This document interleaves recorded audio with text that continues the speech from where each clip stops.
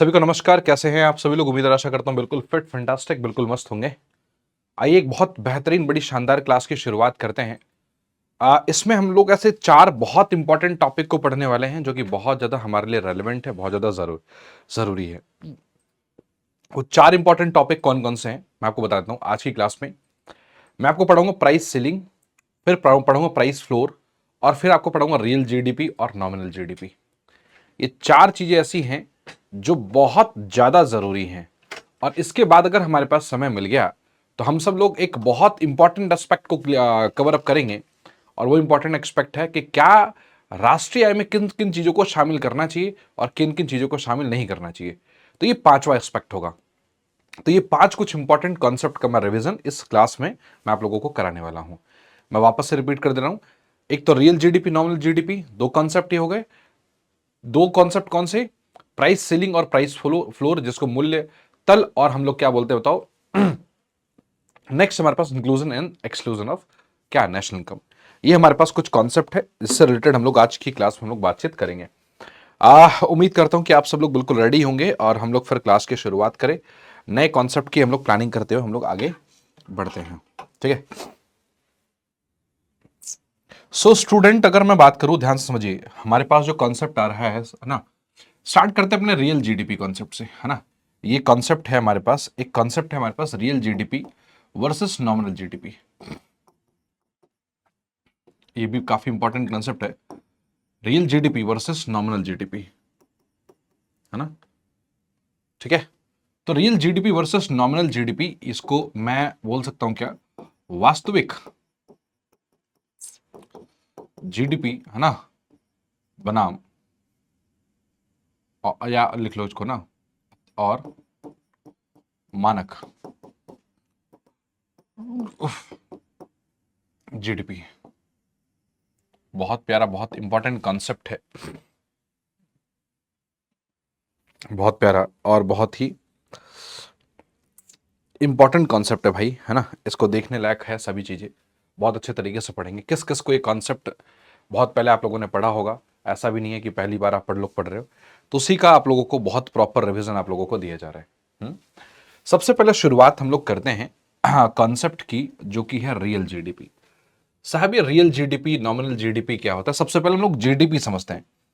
बहुत सारे जैसे स्टूडेंट ऐसे भी होंगे, है ना, जिनको जीडीपी का मतलब नहीं पता होगा, तो कोई दिक्कत नहीं, उनके लिए भी यही क्लास है। जीडीपी का मतलब बोलते हैं ग्रॉस डोमेस्टिक प्रोडक्ट। मैं कोई डेफिनेशन के जरिए मैं आपको नहीं पढ़ाऊंगा कि ये डेफिनेशन है भाई और ये डेफिनेशन पढ़ लो, आ जाएगा कहां से। पहले जीडीपी का एक्चुअल में मतलब समझते हैं। जीडीपी का एक्चुअल में मतलब होता है क्या, समझिए। जीडीपी का साधारण सा मतलब यह है कि आपके एक देश में, आपके देश में, जिस देश में आप रहते हैं, उस देश की एक आर्थिक सीमा होगी, हाँ है ना।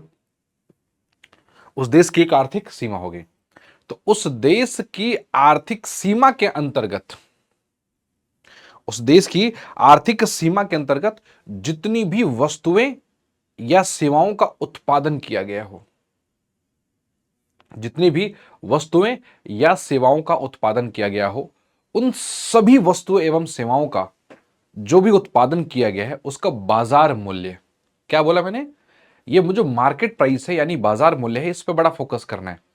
उसका बाजार मूल्य हमारा ग्रॉस डोमेस्टिक प्रोडक्ट यानी सकल घरेलू उत्पाद कहते हैं उसको। क्या बोलते हैं उसको? हम सब लोग सकल घरेलू उत्पाद, है ना। ठीक भैया। तो एक सिंपल तरीके से आप समझिए, एक वित्तीय वर्ष के अंतराल में, भाई हम लोग जो डेटा लेंगे वो एक वर्ष का ही लेंगे, तो एक वित्तीय वर्ष के अंतराल में जितनी भी वस्तुएं एवं सेवाओं का उत्पादन किया गया है, ठीक है ना, जितनी भी वस्तुएं एवं सेवाओं का उत्पादन किया गया है, उन सभी वस्तुएं एवं सेवाओं का बाजार मूल्य, क्या बोला, उन सभी वस्तुएं एवं सेवाओं का बाजार मूल्य, उसी को क्या बोलते हैं? वो देश की जीडीपी बोलते हैं। आइए आसान भाषा में और समझते हैं अच्छे तरीके से। हमारा भारत देश है, हमारे भारत देश ने क्या किया? चेयर बनाया, टेबल बनाया, फैन बनाया, फर्नीचर बनाया, कपड़े बनाए, मार्कर बनाया, ये सारी वस्तुएं एक वर्ष के अंतराल में बनाया।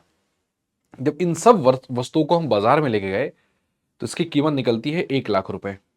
तो चूंकि इस एक वर्ष के अंतराल में ये सारी वस्तुएं का उत्पाद, वस्तु एवं सेवाओं का उत्पादन हुआ है, एक वर्ष के अंतराल में वस्तु एवं सेवाओं का उत्पादन हुआ है, तो उस वस्तु एवं सेवाओं का जो उत्पादन हुआ है एक वर्ष के अंतराल में, उसको बाजार में ले गए और बाजार में पता लगता है कि वो उसकी कीमत कितनी, 1 लाख रुपए। तो देश की जीडीपी कितनी हो गई, 1 लाख रुपए। ये आसान भाषा में समझा दिए, लेमन लैंग्वेज में, आम भाषा में। तो जीडीपी का साधारण सा मतलब ये हुआ कि सर जीडीपी का मतलब हुआ सर ग्रॉस डोमेस्टिक प्रोडक्ट। क्या बोला मेरे भाई, हमने हमने बोला सर ग्रॉस डोमेस्टिक प्रोडक्ट। और ग्रॉस डोमेस्टिक प्रोडक्ट को कैसे डिफाइन करोगे, एक साधारण तरीके से समझिए कि इट इज अ, ठीक है, market price of all final goods and services, services, ठीक है भाई। चलो ध्यान से देखो, produced with in the domestic territory of a country, समझ में एक नहीं है। तो it is a market price of all final goods and services produced with in the domestic territory of a country during a period of 1 financial year, या one financial year बोल सकते हैं, during a period of 1 financial year, एक वित्तीय वर्ष के अंतराल में। पक्का ना। अब इसको थोड़ा सा हिंदी में भी लिख ले, जैसे कि हिंदी वाले विद्यार्थी को भी समस्या ना हो भाई, है ना। क्या लिखोगे, एक वित्तीय वर्ष के अंतराल में, एक वित्तीय वर्ष के अंतराल में, है ना, सभी अंतिम वस्तु एवं सेवा का उत्पादन के बाजार मूल्य को सकल घरेलू उत्पाद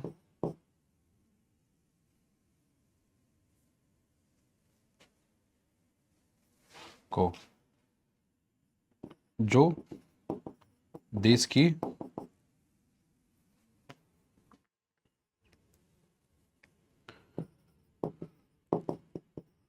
आर्थिक सीमा के अंतराल में किया गया हो, है ना, उसको क्या बोलते हैं, सकल घरेलू उत्पाद कहलाता है।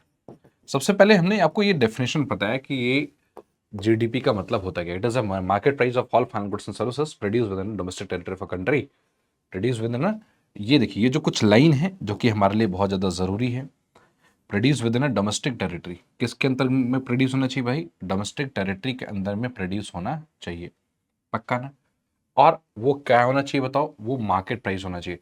देखो एक एक करके समझते रहो, ये क्या होना चाहिए, मार्केट प्राइस होना चाहिए, जो हमारे लिए बहुत ज़्यादा ज़रूरी है। और सभी वस्तु एवं सेवाओं, ये जो गुड्स होने चाहिए वो कैसे होने चाहिए, सभी अंतिम वस्तु एवं सेवाएं होना चाहिए, मध्यवर्ती वस्तु नहीं होना चाहिए।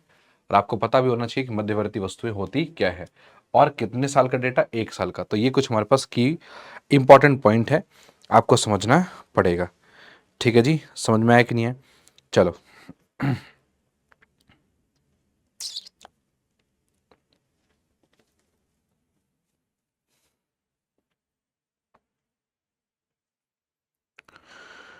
उफ,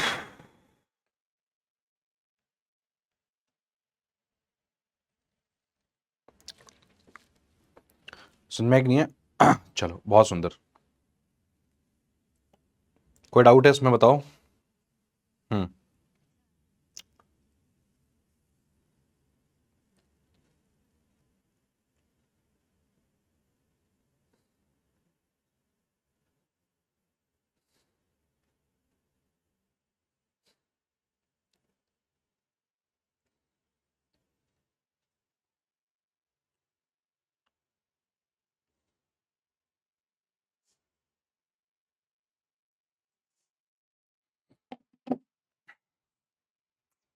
ठीक है, अब आइए हम लोग रियल जीडीपी पे बातचीत करते हैं। हम्म।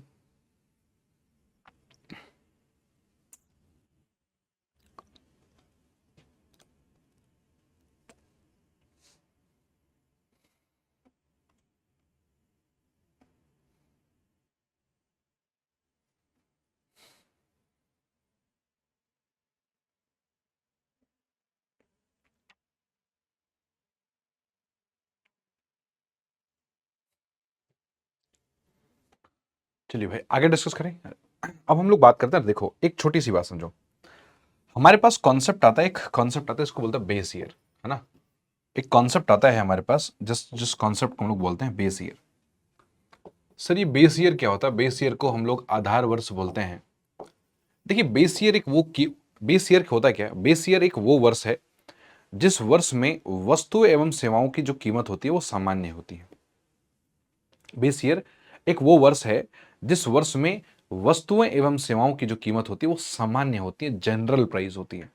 ना बहुत महंगी होती है ना बहुत सस्ती होती है। ठीक है, एक ऐसा कीमत होता है कि जो सभी वर्गों के लिए एक प्रकार से अफोर्डेबल हो। चाहे चावल दाल आटा, मतलब आटा चावल दाल नमक तेल चीनी, कोई भी जो आवश्यक वस्तुएं हैं, वो चाहे गरीब हो यानी निम्न वर्ग का हो, चाहे मध्यम श्रेणी यानी मध्यम वर्ग का हो, चाहे वो उच्च वर्ग का हो, सभी वर्गों के लिए बिल्कुल क्या होता है? एक समान होता है।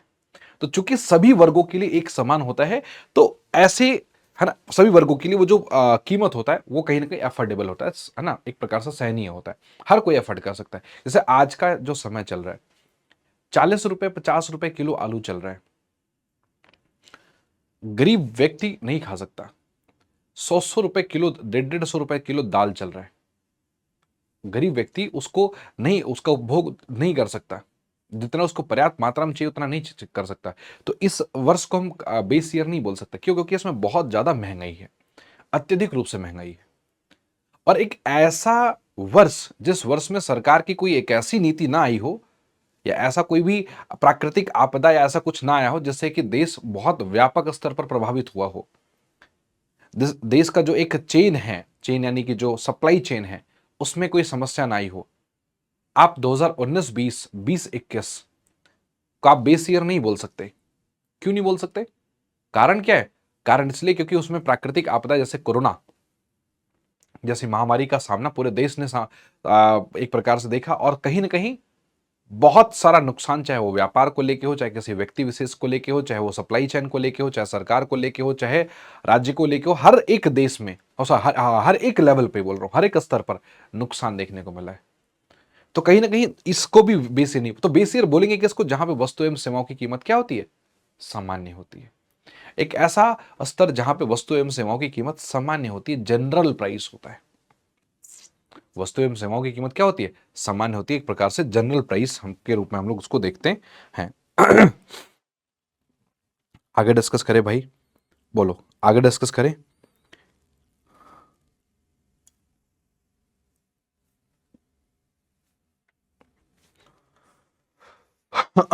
अब देखो, जैसे अभी का जो बेस ईयर है, अभी का जो बेस ईयर है वो है वर्ष 2011-12। अभी का जो बेस ईयर है वर्ष क्या है? 2011-12। अब मैं थोड़ा सा एक टेबल बनाता हूं, उस टेबल को थोड़ा सा ध्यान से समझिएगा।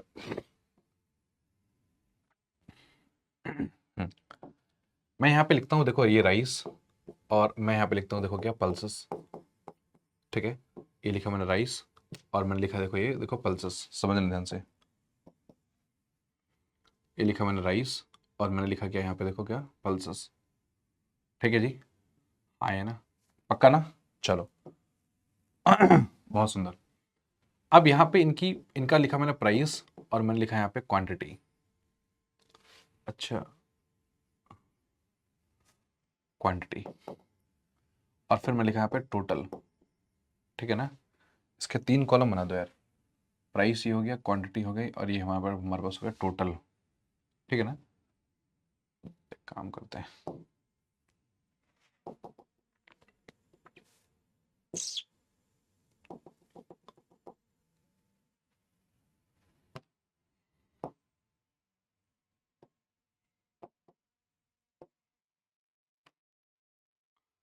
ये प्राइस हो गया। ठीक, एक हमने कॉलम बना दिया।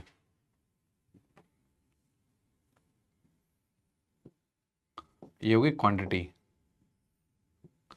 ये हो गया टोटल। ठीक है, ये थोड़ा सा चार्ट मेरे साथ बनाइएगा, जरूरी है।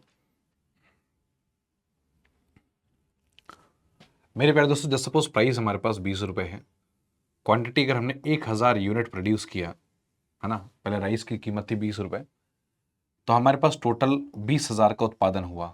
कब हुआ? 2011-12 की बात करें। अभी 2023 ध्यान से सुनो, अभी हम 2023-24 या 2024-25 की बात नहीं कर रहे हैं, हम 2011-12 वर्ष 2011-12 की बात कर रहे हैं। समझ में कि नहीं है मेरे भाई? बात समझ में आई बात की नहीं? तो हम लोग जो वर्ष जो है वो 2011-12 की बात करें, तो चूंकि 2011-12 की बात करें तो राइस 20 इंटू 1000 पल्सेस कितना हुआ? पल्सेस मान लीजिए कि हमारे पास उस समय जो कीमत थी, पल्सेस की कीमत मान लो हमारे पास 35 रुपीज थी, ठीक है। तो 35 इंटू में अगर 2000 किलो का उत्पादन किया है तो हमने लगभग ये 70,000 रुपए का ये उत्पादन हुआ। अगर मैं बोलूं यहां से कि टोटल कितना हुआ, तो टोटल आप कहोगे सर जी कि सर टोटल कितना हुआ, तो आपने कहा सर टोटल हमारे पास आई 70 और 20 कितना 90,000। अरे हाँ है ना, बोलो भाई। टोटल 90,000 का उत्पादन हुआ। तो चूंकि ये जो टोटल 90,000 का उत्पादन हुआ, ये जो टोटल 90,000 का उत्पादन हुआ किस वर्ष में हुआ मुझे बताइए? ये वर्ष था 2011-12 में। 2011-12 में हुआ, तो जो 2011-12 में कुल 90,000 का उत्पादन हुआ, इसकी बाजार कीमत कितनी? 90,000 रुपए। इसलिए हम उसको एक शब्द का नाम देंगे, जीडीपी आया हमारे पास किसका? 2011-12 का। तो जीडीपी 2011-12 का कितना है बताओ हमारे पास? बोलो 90,000। इतनी बात समझ में आई? एक बार जल्दी से हाँ या ना में जवाब दे दो। ठीक है, सिंपल तरीके से हमने कैलकुलेट किया भाई। हमने चावल का उत्पादन 1,000 किलो किया था, 20 रुपए के रेट से 20,000 का हुआ। दाल का उत्पादन 2,000 किलो किया था, 35 रुपए के रेट से 70,000 रुपए का हुआ। तो ये हमारे पास कॉन्सेप्ट है। तो अभी हमारे पास जो जीडीपी आई 2011-12 का, वो ये जीडीपी आई है। कोई डाउट है क्या इसमें? बताओ, इसमें कोई डाउट है? बोलो भाई, इसमें अगर कोई डाउट है तो मेक श्योर अभी तुरंत आप लोग हमसे पूछ सकते हैं। चलिए फास्ट बताइए पहले, ये एक जो बेसिक जो फंडा है, बेसिक फंडा, इसमें कोई डाउट है तो मुझसे पूछो, और अगर डाउट नहीं है फिर हम लोग आगे बढ़ते हैं। ठीक है, डाउट नहीं है फिर हम लोग आगे बढ़ते हैं। बेस ईयर हो गया भाई। बेस ईयर के बाद हमारे पास एक सभी लोग बताएंगे भाई एक बार, सभी लोगों को कि इसमें कोई डाउट तो नहीं है, किसी भी स्टूडेंट को कोई डाउट तो नहीं है ना?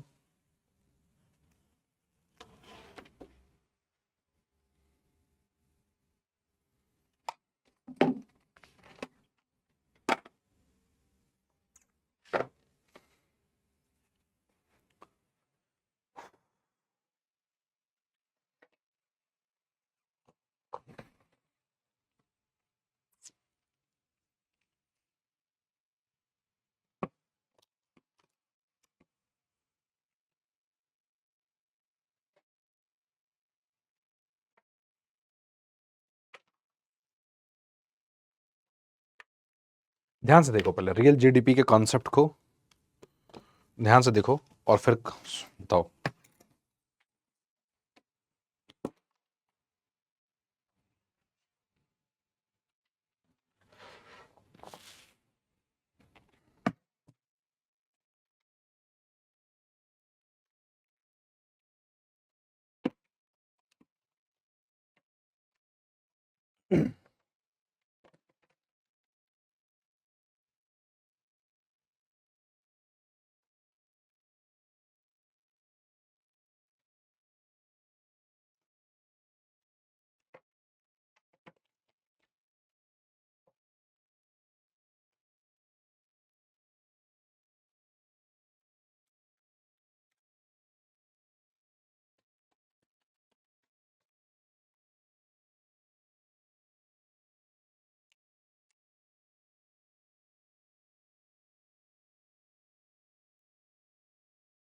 चलिए, बहुत सुंदर।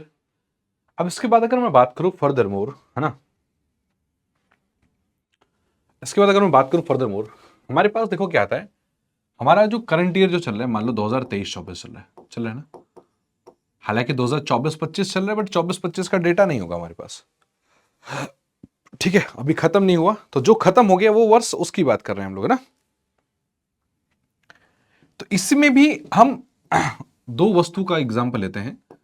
हमारे पास राइस है और ये हमारे पास क्या बताओ पल्सेस है। महंगाई जोरों शोरों पे है भाई, और अगर महंगाई जोरों शोरों पे है तो आज राइस की अगर मैं प्राइस की बात करूं, है ना, और फिर मैं राइस के क्वांटिटी की बात करूं, और फिर मैं राइस के टोटल उत्पादन की बात करूं, तो राइस की अगर मैं प्राइस की बात करूं तो प्राइस हमारे पास, मान लीजिए आज ये राइस का जो प्राइस है वो 60 रुपए हो चुका है। आज जो दाल 35 रुपए किलो 2011-12 मिलती थी, आज अगर दाल लेने जाओगे तो कम से कम नहीं तो आपको 100 रुपए मिलेगा। कितना? 100 रुपए। पक्का ना?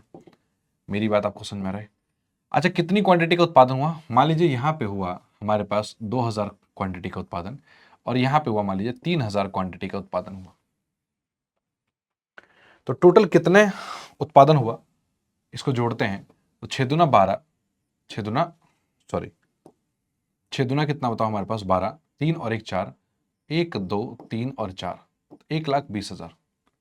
और 3 और 1 3, और ये 3 और 2 5 ना, तो 1 2 3 4 5, तो हमारे पास ये 3 लाख और 1,20,000। अगर मेरे भाई, अगर हम इसका अगर टोटल करेंगे, है ना, समझो, अगर हम लोग इसका टोटल करेंगे तो जीडीपी कितना आएगा, मुझे बता सकते हो क्या? तो आपने कहा सर 3 और 1 4, 4,20,000 आ गया, 4,20,000 आ गया। तो ये जो 4,20,000 आया, ठीक, ये 4,20,000 है, ये क्या आया है? 4,20,000 आया जीडीपी। और किस वर्ष का आया? 2023-24 का आया। 2023-24 का जो जीडीपी आया वो कितना है? 4,20,000। मेरी बात अगर आपको समझ में आए तो एक बार जल्दी से फर्स्ट है यानी जवाब दो। तो ये जो 4,20,000 है, अगर मैं आपसे बोलूं कि क्या ये 4,20,000 ये एक्चुअल वैल्यू है, असलियत इसकी कीमत क्या यही है? मेरी बात नहीं समझे। मैंने कहा कि क्या 4,20,000, या मैं बोलूं क्या राइस की कीमत एक्चुअल में 60 रुपए है? क्या पल्सेस की कीमत एक्चुअल में 100 रुपए है? आज जो आलू 60 रुपए, 70 रुपए, 80 रुपए, है ना, 100 रुपए किलो जो बिक रहा है, क्या उसकी कीमत एक्चुअल में है? आप मुझे बताइए। कभी कभी जो प्याज और ये टमाटर की कीमत, ये दोनों सब्जियों में कभी भी मतलब बढ़ जाते हैं, कभी कभी घट जाते हैं। तो प्याज और टमाटर की कीमत जो बहुत तेजी से अचानक बढ़ जाता है, 80 रुपए, 100 रुपए, 120, 150, 180, 200, 250, 300 रुपए किलो टमाटर की जो कीमत है जो अचानक चली जाती है, क्या टमाटर की वो 300 रुपए कीमत, क्या वो असलियत कीमत है, असली कीमत है? आपका कहना है सर जी नहीं। क्यों? क्योंकि सर शॉर्टेज है भाई। सर वस्तु की शॉर्टेज है। शॉर्टेज, चूंकि वस्तु की शॉर्टेज है, वस्तु की शॉर्टेज होने के कारण उसकी कीमत क्या हो जाती है? इन्फ्लेट कर जाती है, महंगाई आ जाती है सर उसकी कीमत में। उसकी कीमत में क्या आ जाती है? महंगाई आ जाती है। तो ये सारा जो कहानी है, तो इसका मतलब कहने का आप बार बार क्या बोल रहे हो? एक शब्द का इस्तेमाल करो, महंगाई। सर इन्फ्लेशन आ गया सर उसकी कीमत में, ये कहानी है सर। तो मेरे प्यारे दोस्तों, इसकी कीमत जो है, हमने कहा सर राइस और पल्सेस की कीमत एक्चुअल में 20 रुपए और 35 रुपए है, बट महंगाई आने की वजह से राइस की कीमत 60 रुपए हो गई और पल्सेस की कीमत 100 रुपए हो गई। आज महंगाई अगर और आएगी तो हो सकता है राइस की कीमत 60 से 80 हो जाए और ये पल्सेस कीमत 100 से 120 हो जाए। महंगाई और बढ़ गई तो हो सकता है राइस की कीमत एक और बढ़ जाए, ये और बढ़ जाए। तो अगर ये और बढ़ेगा तो इससे मल्टीप्लाई होगा और बढ़ेगा ये। हम तो चिल्लाएंगे क्या कि भैया जीडीपी पहले था 90,000, अब हो गया 4.5 लाख, 4,20,000, है ना? लगभग 5 गुना के करीब हमारे पास पहुंचने लग रहा है, 4.5-5 गुना के करीब, है ना? तो मेरे भाई कहीं ना कहीं हम तो सोचेंगे जीडीपी 4.5-5 गुना तेजी से भाग रही है। भाई नहीं। आज हम इस राइस और पल्सेस की कीमत को यहां पे 60 को 80 लिख दो, अभी और भाग जाएगा ये। आज 80 से 200 लिख दो, 200 इंटू में 2,000 कर दो, और भाग जाएगा ये, है ना? तो सारी कहानी कहां है? जो कीमत जो इन्फ्लेट कर रही है। तो ये जो वैल्यू जो जा रही है 90,000 से 4,20,000 हो गया, ये 4,20,000 अगर महंगाई और बढ़ जाएगी, प्राइसेस और बढ़ जाएंगे तो 4,20,000 हो सकता है 42 लाख हो जाए।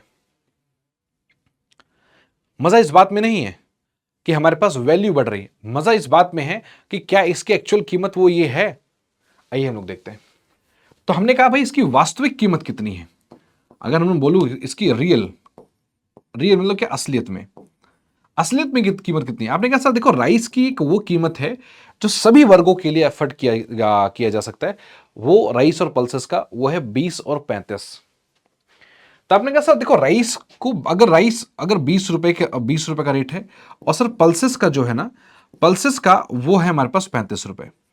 तो राइस का अगर 20 रुपए है तो 20 रुपए के हिसाब से कितना क्वांटिटी प्रोड्यूस किया है? अगर मैं रियल निकालू किसका, 2023-24 का डेटा अगर निकालो तो 23-24 में असलियत वैल्यू क्या क्या है समझिए। तो 20 रुपए के हिसाब से कितना हुआ मेरे भाई बताओ एक बार। तो आपने कहा सर 2,000 क्वांटिटी 23-24 में प्रोड्यूस हुआ है। तो हमारे पास 20 दूना 40, मतलब ये हमारे पास लगभग 40,000 हो गया।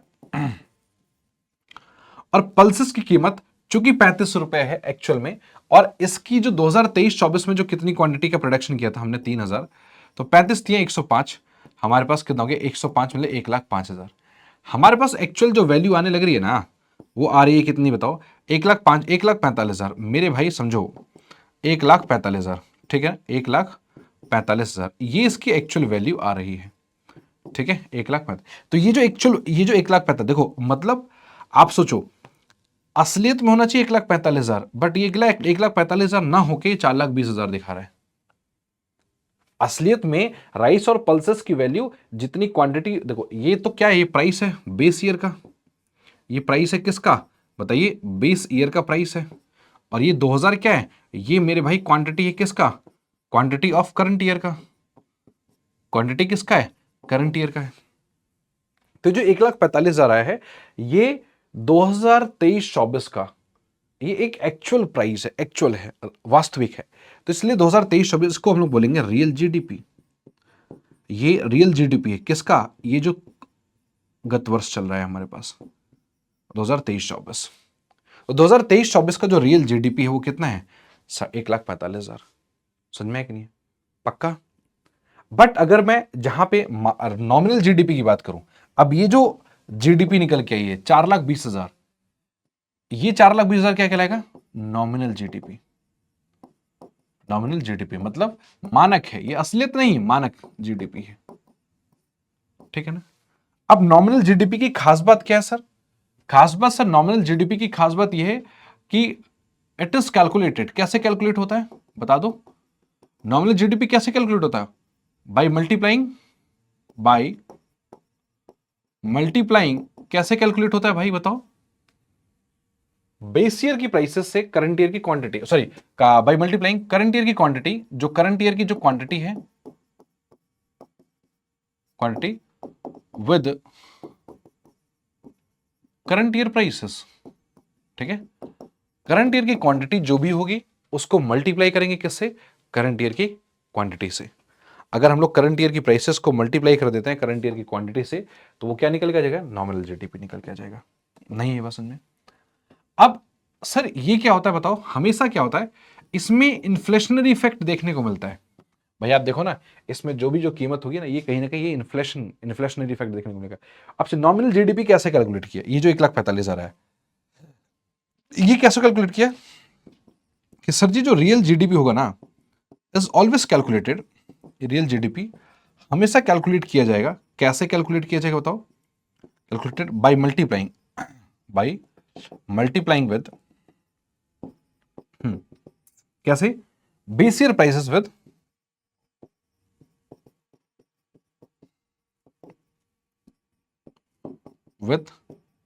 Current year quantity. एक बार ध्यान से, मैं चाहता हूं सभी लोग एकदम यहां से लेके यहां तक पहले नॉमिनल और रियल जीडीपी का जो बेसिक मैंने आपको समझाया, पहले उस पर पकड़ बनाओ, पहले वो उसको देखो कि बेसिकली होता है क्या है, नॉमिनल जीडीपी क्या होता है, रियल जीडीपी क्या होता है। पहले अगर उस पर पकड़ बना ली ना आप लोगों ने, फिर आपको कोई दिक्कत नहीं होगी। बट पहले आप लोग उस पर पकड़ बनाओ कि बेसिकली नॉमिनल जीडीपी क्या होता है, रियल जीडीपी क्या होता है ना, क्या है इसका मतलब, उस पर थोड़ा सा हम लोग बातचीत करते हैं।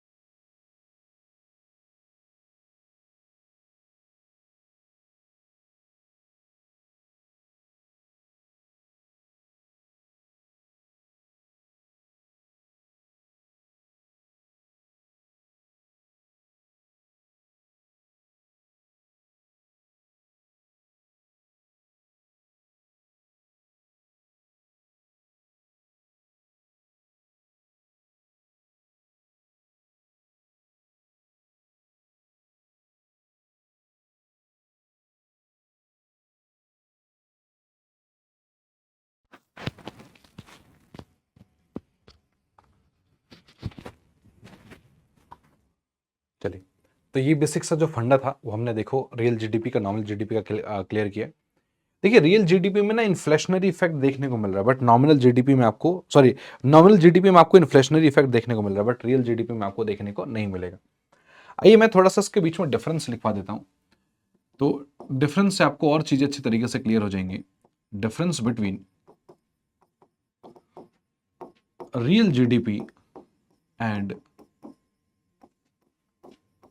नॉमिनल जीडीपी, है ना, ये डिफरेंस क्या है? Difference between real GDP and nominal GDP,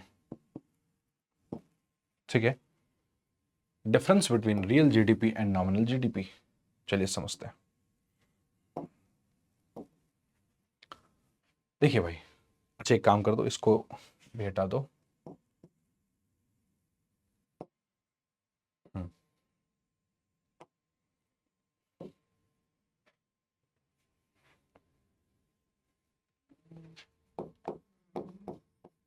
real GDP लिखते हैं सबसे पहले, है ना, और फिर हम लोग यहां लिखते हैं क्या?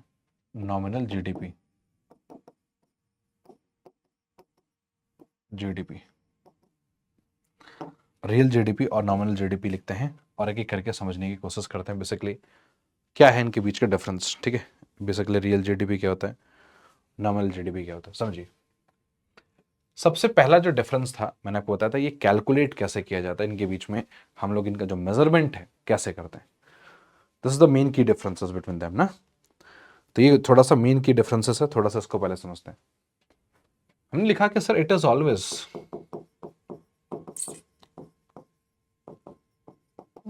being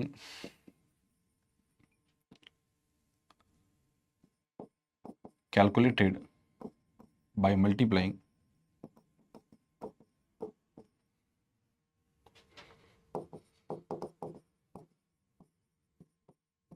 base year prices with base year quantity। But nominal GDP के साथ में ऐसा नहीं होगा। कैसे होगा सर, बता दो। Sir it is always calculated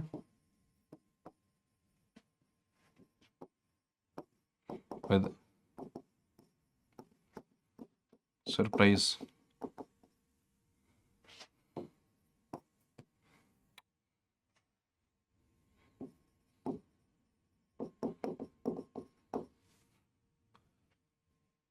ठीक है।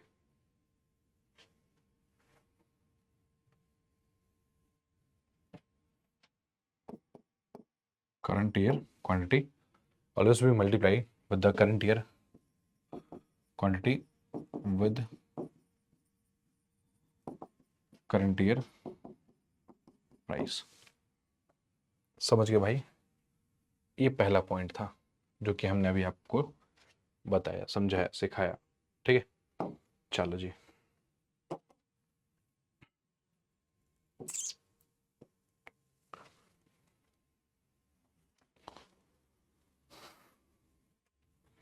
अब दूसरा सर क्या होता है ना, दूसरा इसमें क्या लिखेंगे सर? इट इज, भाई ऑब्वियस सी बात है, अगर मैं बात करूं इसमें क्या इन्फ्लेशनरी इफेक्ट होता है क्या रियल जीडीपी में? क्या मानक जीडीपी में क्या इन्फ्लेशनरी इफेक्ट देखने को मिलेगा? The answer is no. So does not, क्योंकि भाई इसमें बेस ईयर चीजें होती हैं, तो does not include, does not include any inflationary effect, ठीक है। इसमें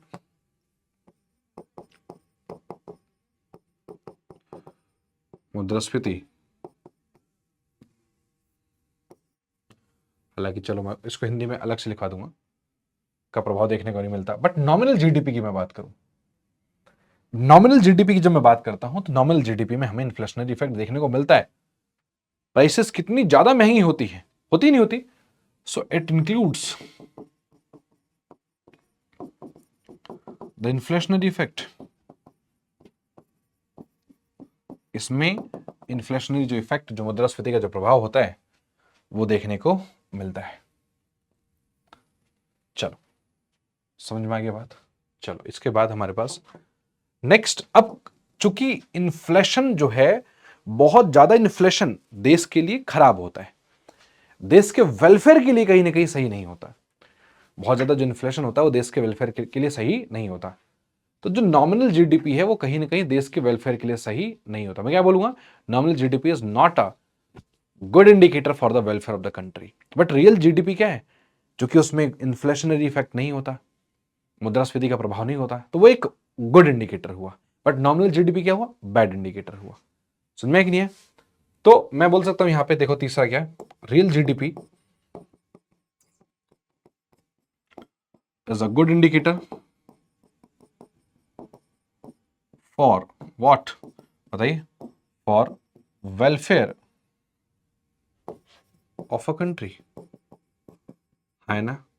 और अगर मैं यहां पे डी ऑप्शन की बात करूं, नॉमिनल जीडीपी की, बट जो नॉमिनल जीडीपी ये क्या है, एक बैड इंडिकेटर है, इंडिकेटर फॉर क्या, वेलफेयर ऑफ अ कंट्री।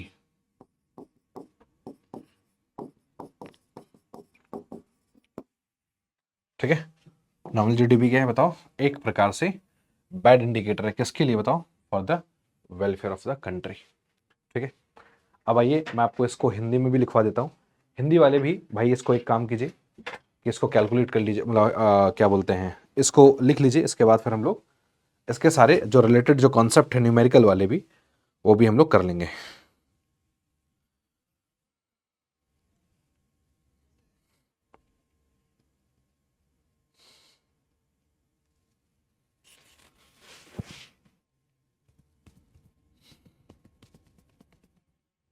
देखिए, वास्तविक जीडीपी, मैं इसकी हिंदी लिखवा रहा हूं, जब तक इंग्लिश वाले इसको लिखिए। वास्तविक जीडीपी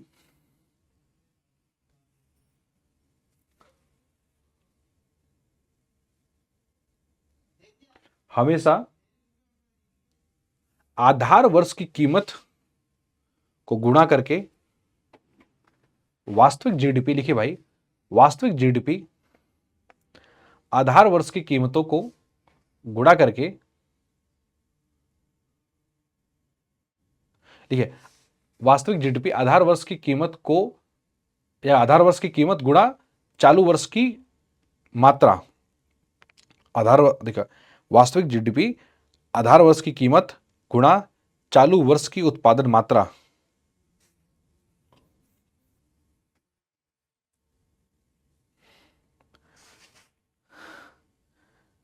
के साथ उपयोग किया जाता है, के साथ इसका मापन किया जाता है।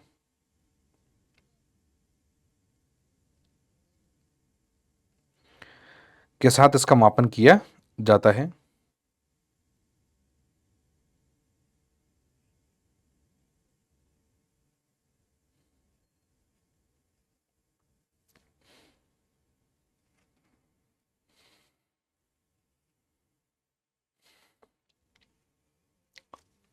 के साथ इसका मापन किया जाता है। लिखिए, मानक जीडीपी, मानक मतलब क्या, नॉमिनल जीडीपी। हमने लिखवाया हुआ है कि जो नॉमिनल जीडीपी क्या होता है, नॉमिनल जीडीपी बेसिकली एक क्या है कि हम लोग करंट ईयर की प्राइसेस को हम लोग कैलकुलेट करते हैं, करंट ईयर की।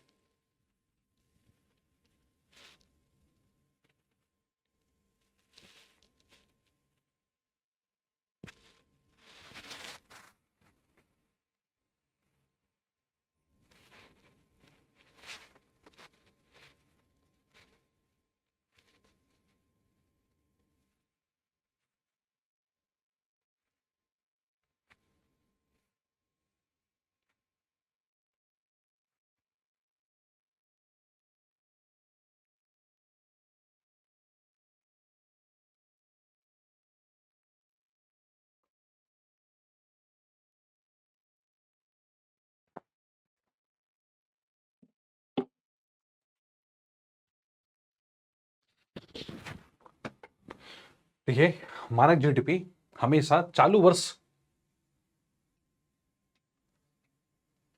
की कीमत एवं चालू वर्ष की उत्पादन मात्रा को गुणा करके इसका मापन किया जाता है।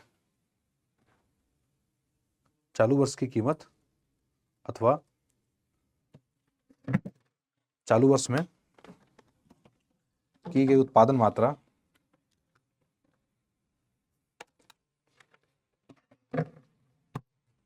इनमें चालू वर्ष की कीमत और चालू वर्ष में की गई उत्पादन मात्रा के अनुसार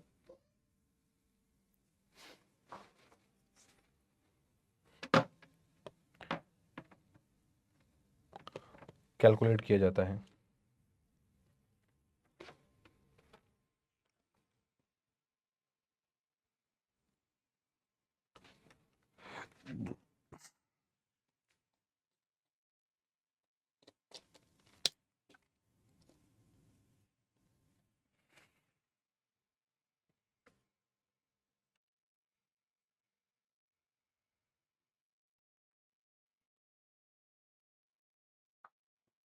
ठीक है,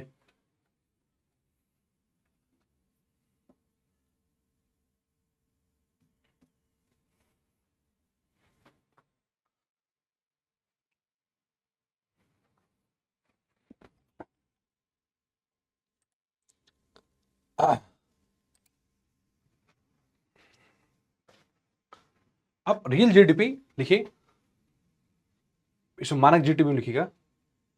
इसमें मुद्रास्फीति का कोई प्रभाव देखने को नहीं मिलता है। इसमें मुद्रास्फीति का प्रभाव देखने को नहीं मिलता है। क्या लिखोगे? इसमें मुद्रास्फीति का प्रभाव देखने को नहीं मिलता है। ठीक, मानक जीडीपी में लिखिए, ये वाला दूसरा पॉइंट है ना, इसमें मुद्रास्फीति का प्रभाव देखने को मिलता है ना। क्या लिखोगे सर? इसमें मुद्रास्फीति का प्रभाव देखने को मिलता है। ठीक है जी, कोई डाउट है इसमें जरूर मुझे बताना। बट इसमें क्या है, मुद्रास्फीति का प्रभाव देखने को मिलता है। रियल जीडीपी में लिखिए,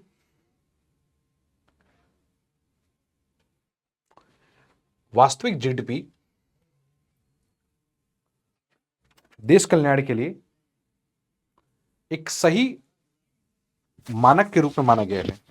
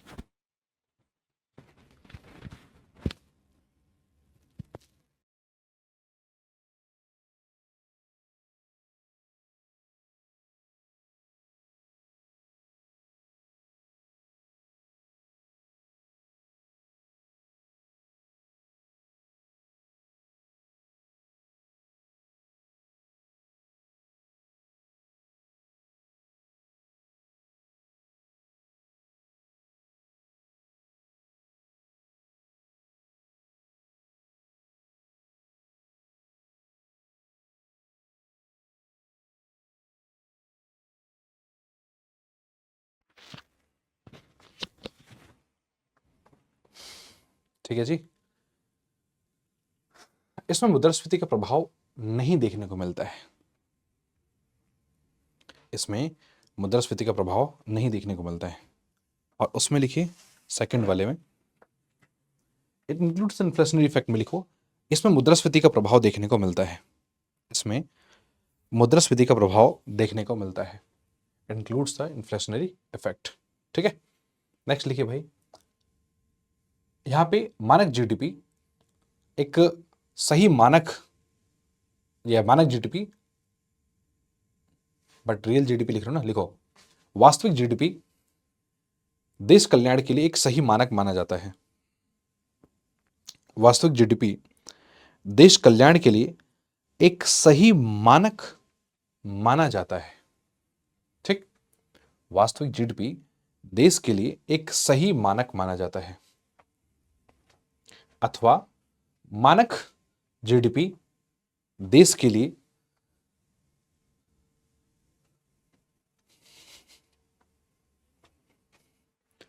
एक बुरा प्रभाव डालने वाला मानक माना जाता है, बुरा प्रभाव डालने वाला मानक माना जाता है। पक्का ना, कोई दिक्कत? देखिए इसमें ना एक हमारे पास प्राइस इंडेक्स आता है, प्राइस इंडेक्स आता है, एक कॉन्सेप्ट आता है, उसको हम लोग बोलते हैं प्राइस इंडेक्स का। ठीक है ना, एक कॉन्सेप्ट आता है जिसका नाम है हमारे पास, देखो क्या, प्राइस इंडेक्स का। तो प्राइस इंडेक्स का कॉन्सेप्ट है, उस कॉन्सेप्ट को हम लोग थोड़ा सा यहां से, इसको प्राइस इंडेक्स बोल दो या मूल्य सूचकांक बोल दो, एक ही बात है ना। प्राइस इंडेक्स बोल दो या मूल्य सूचकांक बोल दो, एक ही बात है। अब प्राइस इंडेक्स या मूल्य सूचकांक, या इसको जीडीपी डिफ्लेटर भी बोला करते हैं, क्या बोलते हैं, है ना, जीडीपी डिफ्लेटर भी बोला करते हैं, एक ही बात है। अब सर जीडीपी डिफ्लेटर क्या होता है, थोड़ा सा समझते हैं, या प्राइस इंडेक्स। देखो आज रियल जीडीपी में और नॉमिनल जीडीपी में अंतर किस चीज का है, प्राइस का। आज रियल जीडीपी और नॉमिनल जीडीपी में अंतर किस चीज का है, वह है प्राइस का। रियल जीडीपी में बेस ईयर की प्राइस को कंसिडर कर रहे हैं, और नॉमिनल जीडीपी में करंट ईयर की प्राइस को कैलकुलेट कर रहे हैं। मतलब प्राइस एक मेन बेस, मेन आधार है, जिसकी वजह से रियल जीडीपी का अमाउंट अलग आ रहा है, नॉमिनल जीडीपी का अमाउंट अलग आ रहा है। आज प्राइस ही तो क्या है हमारे पास, एक बेस के रूप में काम कर रहा है। तो इन सब चीजों को देखते हुए मेरे प्यारे दोस्तों समझना ध्यान से, हमारे पास यहां देखो क्या है, प्राइस है, और यहां पे देखो क्या, सॉरी, यहां पे आप समझिए कि इसी को हम लोग एक प्रकार से मूल्य सूचकांक, प्राइस इंडेक्स को हम लोग निकालते हैं, और इसका फॉर्मूला होता है, जैसे मूल्य सूचकांक बोल दो, मूल्य सूचकांक बोल दो, या तो इसको हम सब लोग, है ना, जीडीपी डिफ्लेटर बोल दो, एक ही बात है ना, जीडीपी डिफ्लेटर, एक ही बात है ना। इसका फॉर्मूला होता है हमारे पास, जो भी वैल्यू है नॉमिनल जीडीपी की वो, अपॉन में जो भी वैल्यू है रियल जीडीपी की वो, और गुणा कर देंगे किससे मेरे भाई, 100 से। नॉमिनल जीडीपी अपॉन में रियल जीडीपी, गुणा कर देंगे किससे मेरे भाई, 100 से, आंसर आ जाएगा। मैं एक उदाहरण के जरिए, मैं यहाँ पे एग्जाम्पल लेता हूं, और एग्जाम्पल के जरिए मैं आपको और अच्छे तरीके से मैं क्लियर कर पाऊंगा, समझिएगा। सपोज हमारे पास वैल्यू नॉमिनल जीडीपी की दे रखी है कितना, हमारे पास 1000, और रियल जीडीपी की जो वैल्यू दे रखी है हमारे पास दिया है कितना, 200। ठीक है, नॉमिनल जीडीपी की वैल्यू कितनी, 1000, रियल जीडीपी की वैल्यू कितनी बताओ, 200। ठीक है, अब मैं अगर बोलूं मेरे भाई समझना ध्यान से कि भैया बताइए प्राइस इंडेक्स की वैल्यू क्या होगी, एक बड़ा प्यारा सवाल पूछा मैंने कि प्राइस इंडेक्स की वैल्यू क्या होगी, बता सकते हो क्या, एक प्राइस इंडेक्स की वैल्यू क्या होगी, थोड़ा सा समझना है, बताना है। फॉर्मूला आपको ऑलरेडी पढ़ाया हुआ है ना मेरे प्यारे दोस्तों। प्राइस इंडेक्स की वैल्यू हमारे पास क्या होगा, देखो क्या होगा तो जल्दी से फास्ट। तो प्राइस इंडेक्स का वैल्यू हमारे पास देखो क्या, कैसे निकालेंगे, है ना, nominal GDP, nominal GDP upon में रियल जीडीपी और गुणा 100। क्या यही होता है, सवाल यही है कि कुछ दूसरा है भाई। नॉमिनल जीडीपी अपॉन में रियल जीडीपी गुणा 100 कर दिया। कोई डाउट है क्या इसमें, मुझे बताइए, नहीं ना। तो प्राइस इंडेक्स का फॉर्मूला क्या हो जाएगा बताओ, हमारे पास नॉमिनल जीडीपी कितना है बताओ, हमारे पास 1000 है, रियल जीडीपी कितना है बताओ, हमारे पास है कितना, 200, और गुणा कर दिया कितना बताओ, हमारे पास 100, और इससे हमारे पास आंसर कैसा आएगा, ये 2 जीरो से 2 जीरो कैंसिल हो जाएगा, 2 पंचे 10, और हमारे पास ये प्राइस इंडेक्स कितना है बताओ, 500। समझ में आया कि नहीं है, एक साधारण तरीके से हमने इस तरीके से हमने कैलकुलेट कर लिया। ये हमारे पास क्या है मेरे भाई, मेथडोलॉजी है, जिस मेथडोलॉजी के जरिए हम लोग क्या करते हैं बताओ, इसका हम लोग कैलकुलेट करते हैं, इसको हम लोग इसका मापन करते हैं। कोई डाउट है? अरे बोलो हाँ है ना। ठीक है, अब अगर हम लोग बात करें, समझना ध्यान से, यहां पे अगर मैं कुछ उदाहरण के जरिए एक और एग्जांपल देता हूं, एग्जांपल नंबर 2। हमारे पास नॉमिनल जीडीपी, हमारे पास 1000 दिया हुआ था। प्राइस इंडेक्स मान लो, प्राइस इंडेक्स हमारे पास वो 500 दिया हुआ है मान लो, और आपको बोला जाए रियल जीडीपी निकालने के लिए। ऐसे कुछ बच्चों वाले सवाल आपके एग्जाम में कई बार देखने को मिल जाता है, जिनको हम लोग अपनी भाषा में फ्री के नंबर बोलते हैं, कि आप इनको कैलकुलेट करेंगे आपको फ्री के नंबर मिल सकते हैं। ठीक है, इसमें कोई भी समस्या नहीं है, फ्री के नंबर आप लोगों को यहां से प्राप्त हो सकता है, नॉमिनल जीडीपी, प्राइस इंडेक्स और हमारे पास रियल जीडीपी। कोई डाउट है क्या? एक बार जल्दी से फास्ट मुझे बताओ भाई। कम ऑन तुषार आना।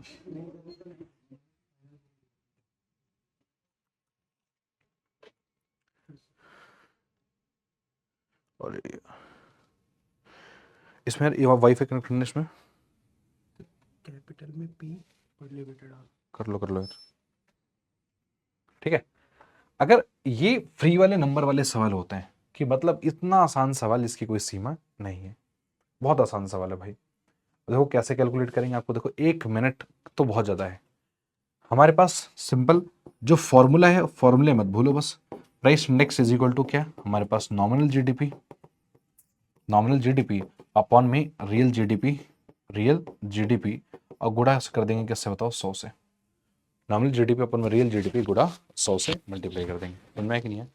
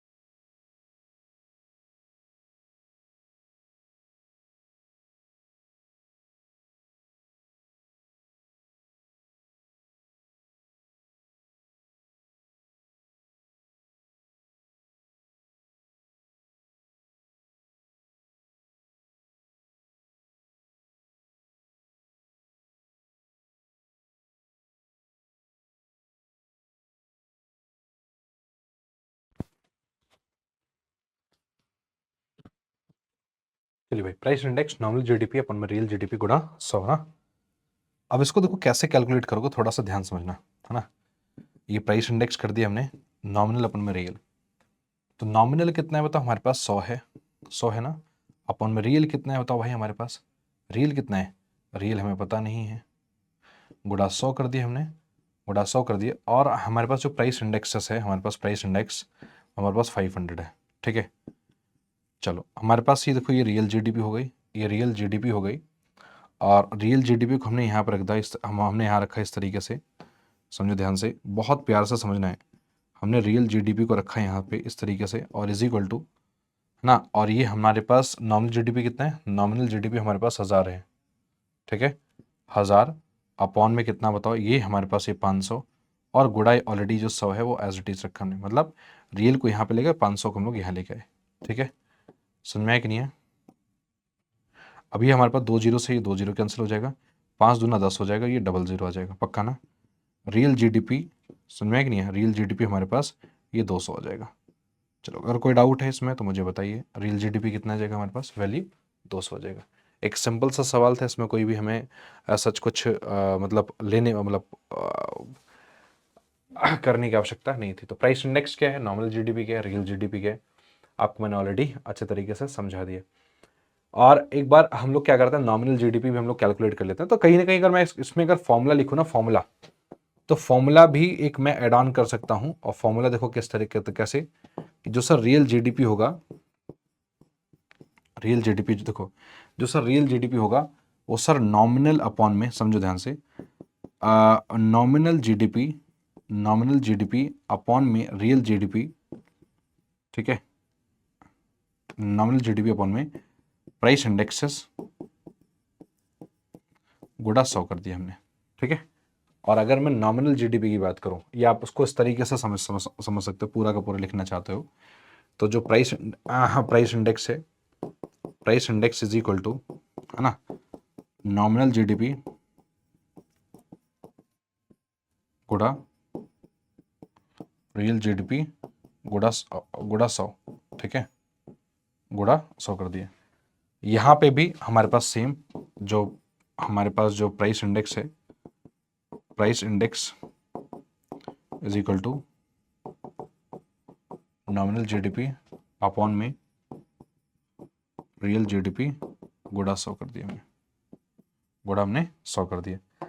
आप देखो ध्यान से, मैं जो कहना चाहता हूँ, यहाँ पे हमें निकालना क्या है, हमने रियल निकाल लिया, तो रियल जीडीपी देखो, यहाँ से अगर हमें रियल जीडीपी निकाला तो कैसे निकालेंगे, तो इसको और लिख के, है ना। तो रियल जीडीपी की बात अगर मैं करूँ तो real GDP is equal to क्या हो जाएगा भाई, है ना, इधर चला जाएगा।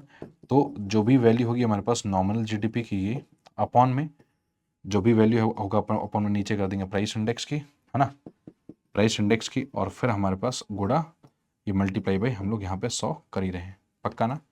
चलिए भाई नेक्स्ट, यहाँ पे भी अगर हमें नॉमिनल जीडीपी निकालना है, ठीक है, नॉमिनल जीडीपी निकालना है, तो हमारे पास देखो क्या, प्राइस इंडेक्स, प्राइस इंडेक्स, है ना, प्राइस इंडेक्स गुणा रियल जीडीपी,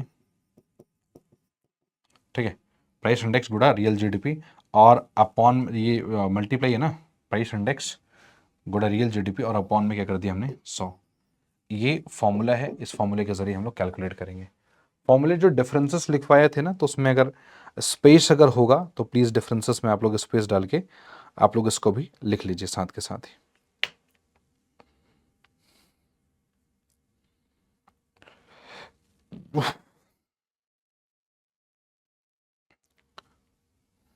सुनना है कि नहीं है, डिफरेंसेस डाल के स्पेस डाल के लिख लीजिए। हमारे पास ये 4 डिफरेंसेस हो गए, ए बी सी और डी, ठीक है, ए बी सी और डी, ये 4 डिफरेंसेस हो गए। चारों डिफरेंसेस मेक श्योर कि सभी का होना चाहिए, ये मूल्य सूचकांक है, ठीक है। कोई डाउट है तो मुझसे पूछो।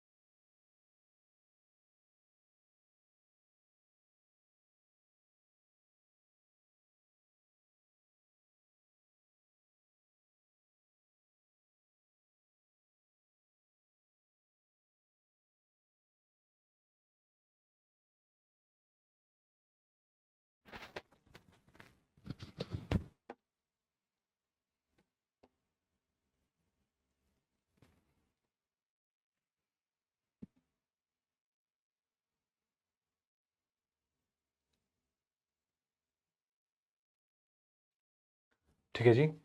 सो रियल जीडीपी क्या है, नॉमिनल जीडीपी क्या है, ये हमने बहुत अच्छे तरीके से डिस्कस कर लिया। और अब हम लोग डिस्कस करते हैं एक इंपॉर्टेंट कॉन्सेप्ट जिसका नाम है price selling and price floor. एक हमारे पास एक और इंपॉर्टेंट कॉन्सेप्ट आया, वो है प्राइस सेलिंग। पहले प्राइस फ्लोर डिस्कस करते हैं और फिर प्राइस सेलिंग डिस्कस करेंगे। पहले प्राइस फ्लोर डिस्कस करते हैं, फिर प्राइस फ्लोर के बाद हम लोग फिर प्राइस सेलिंग डिस्कस करेंगे। ये बेसिकली प्राइस फ्लोर का कॉन्सेप्ट क्या है, ये भी हमारा जो प्राइस डिटर्मिनेशन जो चैप्टर पढ़ा था ना, उसी प्राइस डिटर्मिनेशन में एक इंपॉर्टेंट चैप्टर है प्राइस, है ना। समझ में कि नहीं है? तो अगर मैं प्राइस फ्लोर की बात करूं तो प्राइस फ्लोर देखो क्या होता है। प्राइस फ्लोर को हम लोग मूल्य तल बोलते हैं, मूल्य तल। और मूल्य तल हो गया, और प्राइस सेलिंग को मूल्य सीमा बोलते हैं, ठीक है ना। देखिए होता क्या है, पहले होता क्या था, आज मैं समझाता हूं, बड़े ध्यान समझिएगा। ये फार्मर है, किसान है, ठीक है ना, एक किसान है। जनरली होता क्या था कि जो किसान जितना भी उत्पादन कर रहा है, ठीक है, उसको उचित मूल्य प्राप्त नहीं होता था। जो किसान भाई हैं, किसान भाई जितना भी उत्पादन कर रहे थे, उनको उचित मूल्य प्राप्त नहीं होता। उदाहरण के जरिए समझो, उन्होंने, उनके पास ये खेत है, ठीक, इस खेत में उन्होंने उत्पादन किया। उनके पास ये खेत है और उस खेत में क्या किया उन्होंने, बताओ। उस खेत में उन्होंने उत्पादन किया। उत्पादन करके लगभग यहां मैं समझाता हूं, ये लगभग 100 किलो अनाज का उत्पादन किया। और 100 किलो अनाज का जब उत्पादन किया तो उनकी जो खुद की लागत लगी है ना इस पूरे खेत में, लागत वो 18 रुपए पर किलो लगी है। पर केजी जो लागत लगी है इनकी, वो 18 रुपए पर किलो लागत लगी है, ठीक। जब इसको बाजार में बेचने गए कि भैया चलो, अब ये जो 100 किलो जो है इसको बाजार में बेचने गए, तो इनको कोई दे रहा है 18, कोई दे रहा है देखो, कोई है जो 18 दे रहा है, कोई है जो 19 रुपए दे रहा है, कोई जो है वो 17 रुपए दे रहा है। पक्का? तो मेरे भाई इनको यहां भी लॉस है और यहां भी लॉस है, क्योंकि यहां तो पैसा कमा ही नहीं रहे ना, और यहां 1 रुपए का फायदा है। तो यहां तो भाई एक काम करो, यहां पे 1700 मिला इनको, लगाया कितना, लगाया इन्होंने 1800, लागत टोटल कॉस्ट कितनी आई आप समझो। किसान भाई की जो टोटल कॉस्ट जो आई, कुल लागत जो आई वो आई 1800। कुल लागत जो आई कितनी है बताओ, 1800। बट मिल कितना रहा है, 17 इंटू में 100, 1700। यहाँ कितना मिला, 1800। और यहाँ कितना मिला बताओ, 1900। अब किसान, आप सभी को पता है कि इसको भी नहीं बेचेगा, इसको भी नहीं बेचेगा, और इसको भी नहीं बेचेगा। क्यों यार बताओ, इतना टाइम तक उसने काम किया सिर्फ 100 रुपए कमाने के लिए। अरे इसको मेहनताना भी नहीं मिल रहा। किसी भी किसान को क्या आप 100 रुपए दोगे क्या? लेबर काम नहीं करेगा, मालिक तो छोड़ो, है ना। जो लेबर है, लेबर काम नहीं करेगा, मालिक तो छोड़ो।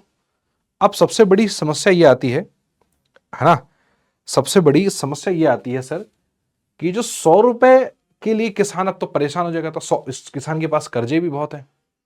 जो किसान के ऊपर जो कर्ज है, उस कर्ज का क्या होगा भाई? तो चूंकि जो किसान के ऊपर जो कर्ज है, उस कर्ज से होगा क्या, समझ में कि नहीं है? तो अगर मैं बात करूं मेरे भाई, समझना ध्यान से, तो जो किसान के ऊपर कर्ज है, हो सकता है इसमें से 80-90 रुपए जो कर्ज दे दे, 80-90 रुपए कर्ज दे दिए। ऐसा हो सकता है कि 20 रुपए जो कर्ज का जो ब्याज है वो दे दिया। तो जो पैसा था वो तो किसान के पास अपनी आजीविका को प्राप्त करने के लिए कितना बचा, बड़ा वाला शून्य।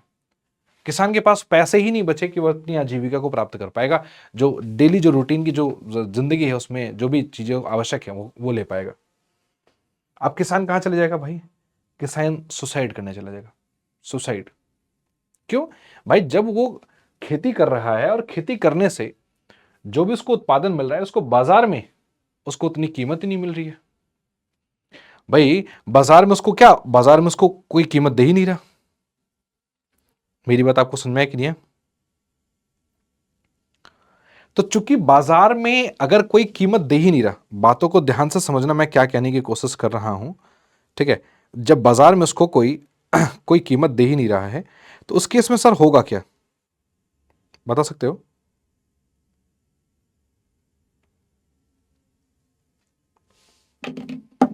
अब ये सुसाइड करेगा। इसके पास दो ऑप्शन है, या तो सुसाइड करेगा, या तो दूसरा हो सकता है कि इंडस्ट्री सेक्टर में या सर्विस सेक्टर में कहीं वो काम करे, या तो वो इंडस्ट्री सेक्टर में या तो वो सर्विस सेक्टर में कहीं ना कहीं वो क्या करे, बताओ मेरे भाई, वो काम करे। कोई डाउट है क्या? बहुत सुंदर मेरे भाई। तो कहीं ना कहीं वो क्या करे, बताओ जल्दी से फास्ट, वो कहीं ना कहीं काम करेगा, या तो वो सुसाइड, क्योंकि वो आजीविका को प्राप्त, वो कृषि कार्य को नहीं करेगा, कृषि कार्य को छोड़ देगा।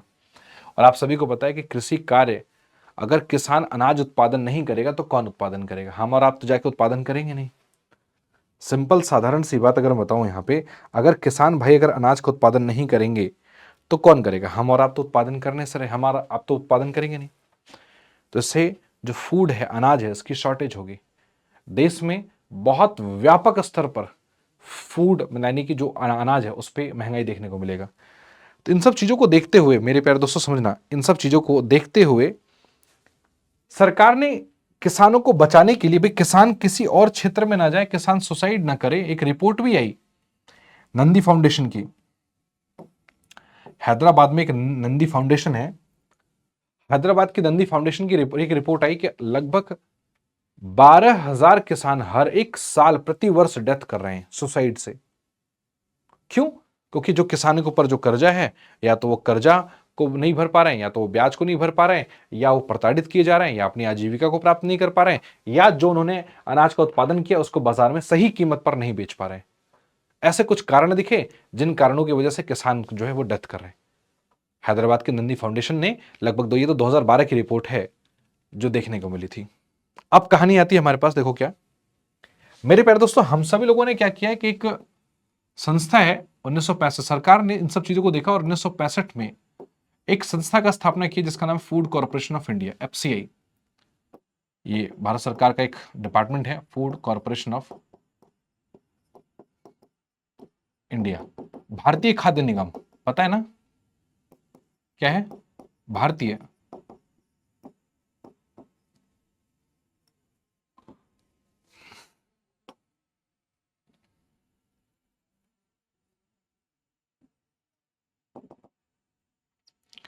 खाद्य निगम, पक्का ना? तो 1965 में एफसीआई यानी कि भारतीय खाद्य निगम की क्या की, बताओ, हम लोगों ने स्थापना की, पक्का? भारतीय खाद्य निगम की हमने क्या किया, बताओ मेरे भाई, हमने स्थापना किया 1965 में। और इसमें एक बॉडी है जिसका नाम है सीएपी, सीएपी। और आज इसी सीएपी को हम सब लोग सीएससीपी के नाम से जानते हैं। पहले सीएपी था, अब हम लोग सीएससीपी के नाम से जानते हैं, ठीक है ना? अब सर सीएससीपी क्या करता है? सर सीएससीपी है कमीशन ऑन एग्रीकल्चर,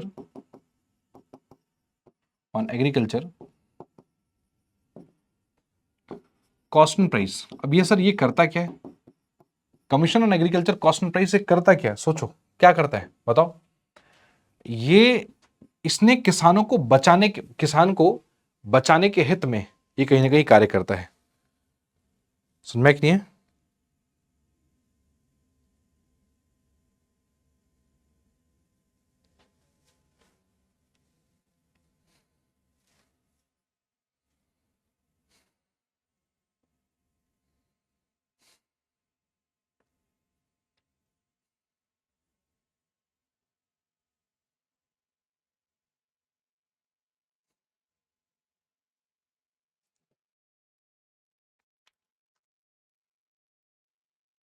चलिए, सो ये क्या करता है? ये बेसिकली एमएसपी, ये एक एमएसपी यानी कि मेरे प्यारे दोस्तों हुआ क्या, मिनिमम सपोर्ट प्राइस। यहां पे एक पॉइंट लिखा हमने, क्या? मिनिमम सपोर्ट प्राइस, ठीक है? ये जो मिनिमम सपोर्ट प्राइस है, इस मिनिमम सपोर्ट प्राइस की हम लोग बात कर रहे हैं। इसमें देखो हमारे पास जो मिनिमम सपोर्ट प्राइस है, मिनिमम सपोर्ट प्राइस एमएसपी, इस एमएसपी के माध्यम से ना, commission on agriculture cost and price, ये क्या करता है? ये कहता है भैया किसान ने उत्पादन किया, और किसान ने उत्पादन जब किया तो उसकी जो लागत आई 18 रुपए आई। किसान ने जो उत्पादन किया तो उसकी जो लागत आई, वो लागत आई 18 रुपए। तो ठीक है, कोई दिक्कत नहीं है, हम उसको 25 रुपए देते हैं। ये कौन कह रहा है? मार्केट से भी ज्यादा देते हैं। मार्केट में कितना दे रहे हैं लोग? 17 रुपए, 18 रुपए, 19 रुपए, ये मार्केट में चल रहा है। तो सीएससीपी ने बोला ठीक है, किसान को बोलो 25 रुपए में हम खरीदने के लिए तैयार है। मतलब कोई भी किसान जितना मन करे उतना उत्पादन करे, और जितना मन करे उतना उत्पादन करके एफसीआई को लाके बेच दे। एफसीआई लेने के लिए तैयार है, एफसीआई लेने के लिए तैयार है, एफसीआई में जो सीएससी वो लेने के लिए तैयार है। और किस रेट पे लेगी पहले ही बता देगी। लगभग 23 फसलों पे, कितना, 23 फसलों पे मेरे प्यारे दोस्तों, है ना। वो क्या करता है बताओ, हमारे पास ये एमएसपी जो है पहले निर्धारित कर देगा। और ऐसा नहीं कि उत्पादन करने के बाद, नहीं, उत्पादन करने से पहले, उत्पादन से पहले, भैया चावल पे हम इतना देंगे, गेहूं पे इतना देंगे, है ना, समझा कि नहीं है, गन्ने पे इतना देंगे, गन्ने के लिए तो हालांकि एफआरपी होता है, तो पहले ही उत्पादन करने से पहले बता दिया जाता है भैया इतना। अब आपको यानी किसान को जो सुटेबल लगता है, जो उसके लिए लगता है सबसे बेस्ट है, सबसे बहुत ज्यादा प्रॉफिटेबल है, वो उसका उत्पादन कर सकता है, वो उसका उत्पादन कर सकता है। वो बिल्कुल क्या है बताओ, हमारे पास फ्री है। कोई डाउट है क्या? चलो,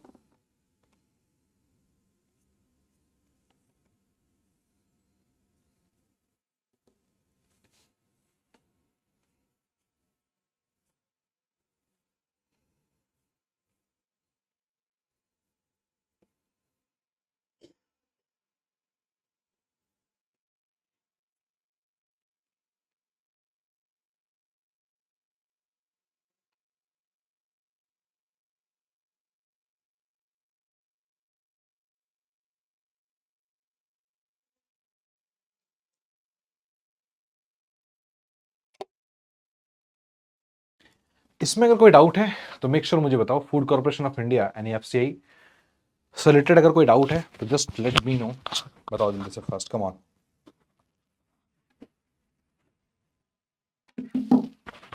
एफसीआई से रिलेटेड अगर कोई डाउट है तो मेक श्योर कि थोड़ा सा मुझे आप बताएं, ठीक है। सारा का सारा जो कंसेप्ट है वो मैंने आपको ऑलरेडी पढ़ा दिया है, इसको आप सब लोग मुझे फिगर आउट करो। बताओ जल्दी से, फास्ट।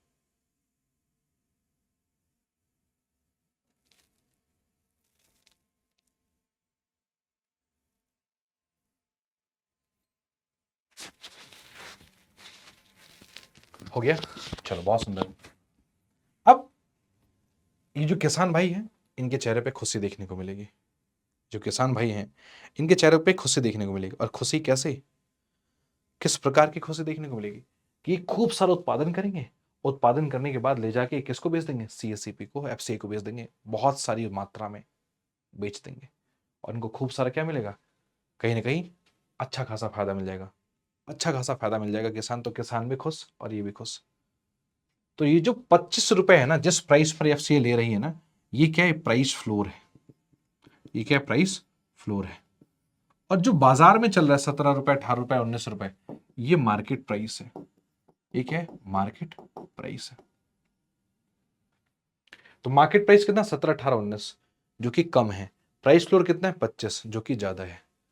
अरे भाई पहले बताओ ये बात सभी को समझ में आई कि नहीं, एक बार जल्दी से फास्ट मुझे बताओ।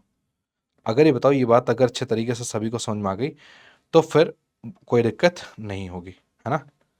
एक बार जल्दी से फास्ट बताओ। ये सारा ये सारा का सारा जो कॉन्सेप्ट है इसी को हम लोग प्राइस फ्लोर का कॉन्सेप्ट बोलते हैं, जो कि 1965 में ये कॉन्सेप्ट डिराइव हुआ था।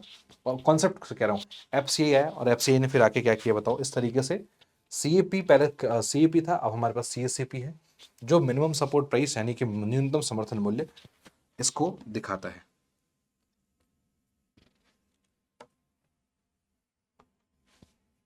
ठीक है जी, प्राइस फ्लोर क्या होता है।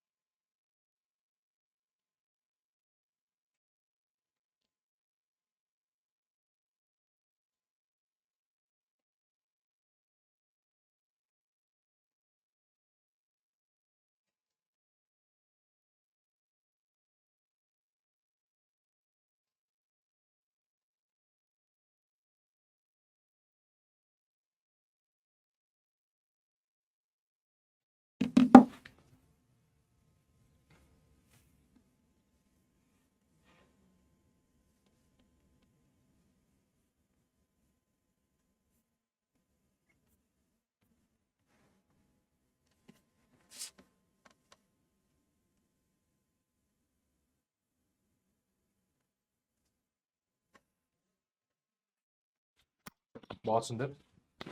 If you have any doubt in price selling and price ना sorry price flow, just do let me know. है ना.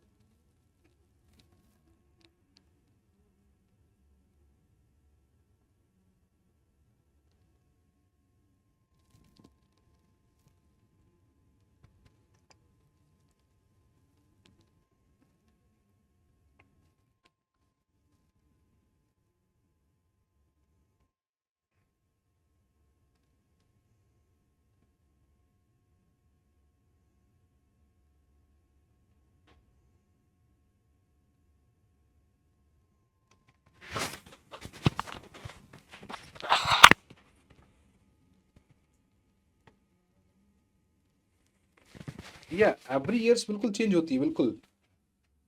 एवरी ईयर्स ये एमएसपी निर्धारित होती है और इसके अनुसार वो फिर चेंज करते हैं वो लोग.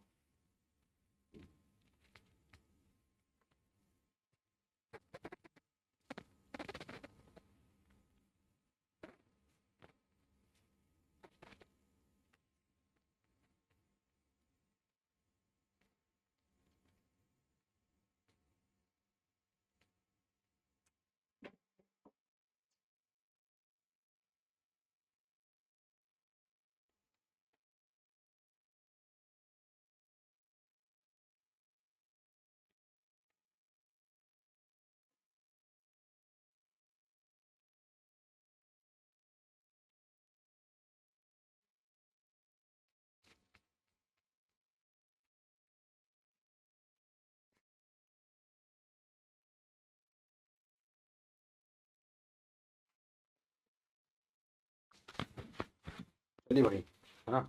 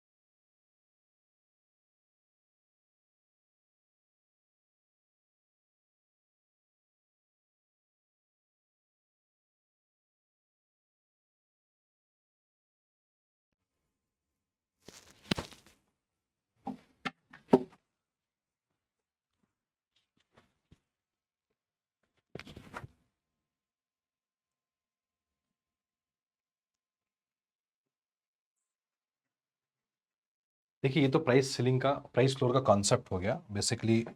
मैं आपको यहाँ पे लिखवा भी रहा हूँ, है ना, कि इसका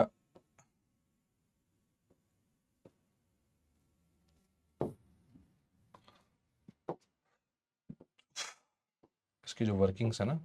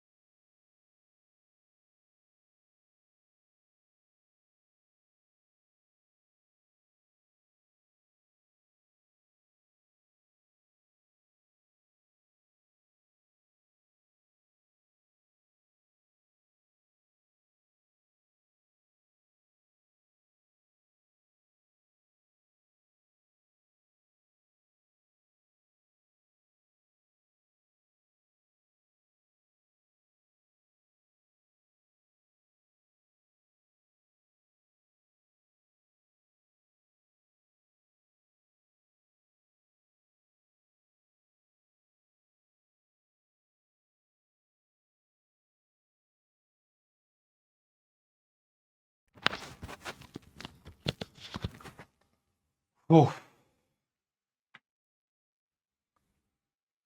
सी देखिए, सुसाइड का जो रिपोर्ट था, उनको जो प्रॉपर तरीके से जो उनको जो वैल्यू मिलनी चाहिए वो वैल्यू नहीं मिल रही थी, है ना। जो मार्केट वैल्यू जो उनको मिलने चाहिए था वो मार्केट वैल्यू उनको नहीं मिल रहा था। ये सारी चीजें, तो ये सारी कहानी है हमारे पास। ठीक है, उनको हैवी लॉसेस देखने को मिल रहा है। ठीक है, उनको हैवी लॉसेस देखने को मिल रहा है। वो बहुत सारी चीजें हैं जो कि हम सब लोग इसको लिस्टिंग करते हैं।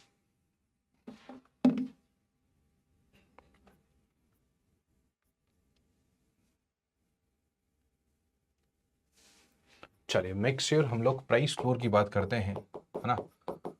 प्राइस फ्लोर की बात करते हैं। अब प्राइस फ्लोर देखो क्या कहता है, समझो, है ना। प्राइस फ्लोर की बात करते हैं और प्राइस फ्लोर की बात करते हैं, देखो ध्यान से समझो। So it refers to the minimum price of a commodity. It refers to the minimum price of the commodity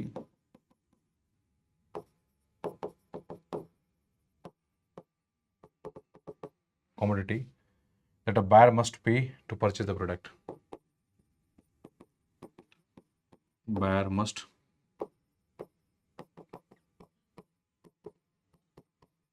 to purchase the product. सुन में कि नहीं है? It is done by the government to protect the interest of the producer. It is done, है ना, by the government to protect what?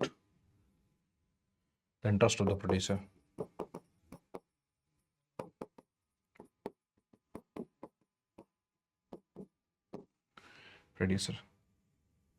Example of maximum price floor, है ना.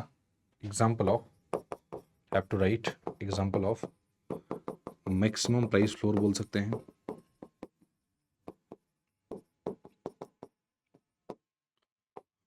हाँ, चलिए लिखो भाई. मिनिमम वेज लॉ,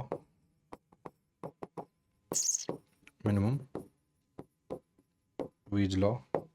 दूसरा, minimum support price policy, minimum support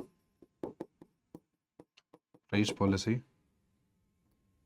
for farmer etcetera, for farmer etcetera. ठीक है भाई, चलो.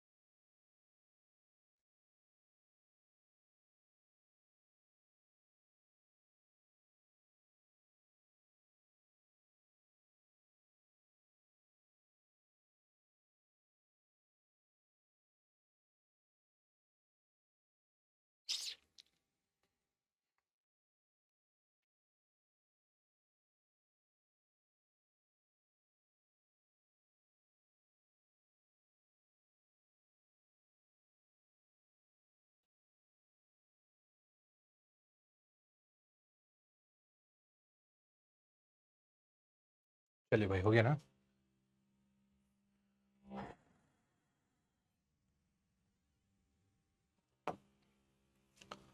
कुछ इसका ना इम्प्लीकेशन भी है। इम्प्लीकेशन मतलब समझ रहे हो कि इसका कुछ प्रभाव भी है। आप देखो, इम्प्लीकेशन का मतलब प्रभाव, जैसे उदाहरण के जरिए समझिए। इम्प्लीकेशन का मतलब प्रभाव, आप उदाहरण के जरिए समझिएगा मैं क्या कहना चाहता हूं, तो आपको एक्चुअलिटी में समझ में आएगा, है ना।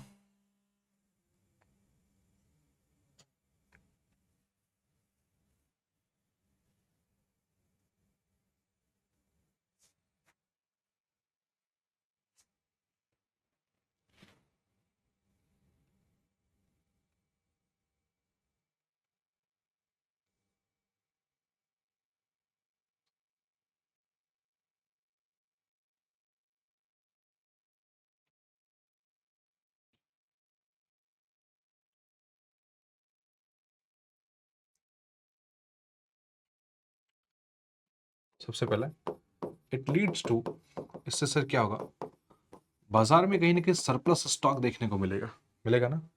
और कहीं ना कहीं कमोडिटी की सरप्लस स्टॉक के साथ साथ एक्सेस सप्लाई भी देखने को मिलेगी, मिलेगी बिल्कुल। भाई आज किसान को, आप एक किसान के उत्पाद की कीमत कितनी है, 18 रुपए, है कि नहीं है। और हम उसको दे कितने रहे, 25 रुपए। मतलब बाजार में कितना चल रहा है, 17 चल रहा है, 18 चल रहा है, 19 चल रहा है। जहां पे किसान बाजार में उत्पादन करके बेचने के लिए तैयार नहीं है, और अगर हम किसान को 18 से 25 रुपए में देंगे, यहाँ पे हम लोग किसान को 18 से 25 रुपए दे रहे हैं, मतलब 7 रुपए फालतू दे रहे हैं, तो यहाँ पे क्या होगा, यहाँ से सरप्लस और एक्सेस सप्लाई देखने को मिलेगी बाजार में। और सरप्लस और एक्सेस सप्लाई से क्या फायदा होगा बताओ भाई। सरप्लस और एक्सेस सप्लाई से फायदा क्या होगा, इससे फायदा ये होगा मेरे भाई, समझना ध्यान से। इससे कहीं ना कहीं कंट्री में बफर स्टॉक, मतलब क्या, खूब सारा जो स्टॉक होगा वो कहीं ना कहीं क्रिएट होगा, बफर स्टॉक क्रिएट होगा। क्या होगा बताओ, बफर स्टॉक हमारे पास क्रिएट होगा। कोई डाउट है, एक बार जल्दी से फास्ट मुझे बताइए। बफर स्टॉक क्या होता है, बफर स्टॉक का मतलब एक साधारण सी बात समझो।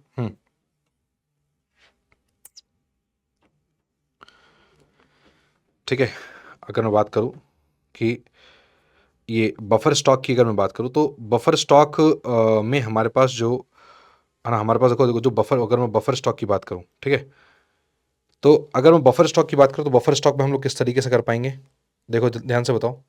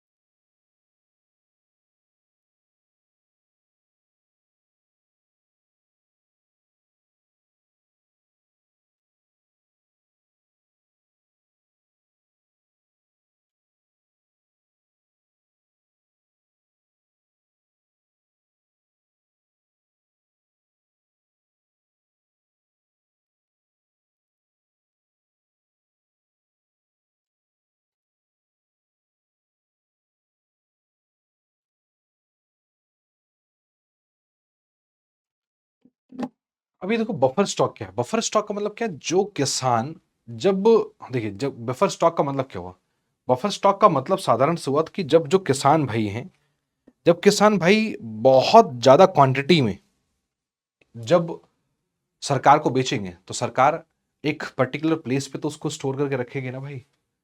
जब किसान भाई जब बहुत ज़्यादा क्वांटिटी में जब बेचेंगे तो ऑब्वियस सी बात है किसी न किसी एक पर्टिकुलर प्लेस पे रखेगी स्टोर करके। तो जिस प्लेस पे स्टोर करके रखती है उसको बोलते क्या है बताओ, बफर स्टॉक।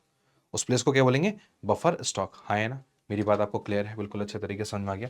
अब इसी का मैं डायग्रामेटिक प्रेजेंटेशन मैं आपको एक बार यहाँ पे बनाने की कोशिश करूंगा, जिससे कि डायग्रामेटिक प्रेजेंटेशन के जरिए आप सब लोग उसको अच्छे तरीके से देख पाएँ, समझ पाएँ क्या है एक्चुअल में बफर स्टॉक का। एक्चुअल में मतलब ये एक्स वाई हो गया, और इस तरीके से हमारे पास ये देखो ये डिमांड कर्व हो गया, और ये हमारे पास सप्लाई कर्व हो गया, ठीक है।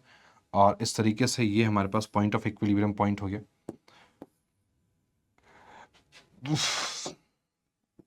ओके, और ये ओपी, ये डिमांड हो गया, ये हमारे पास डिमांड कर्व, ये हो गया हमारे पास सप्लाई कर्व, ये point of E is equilibrium point.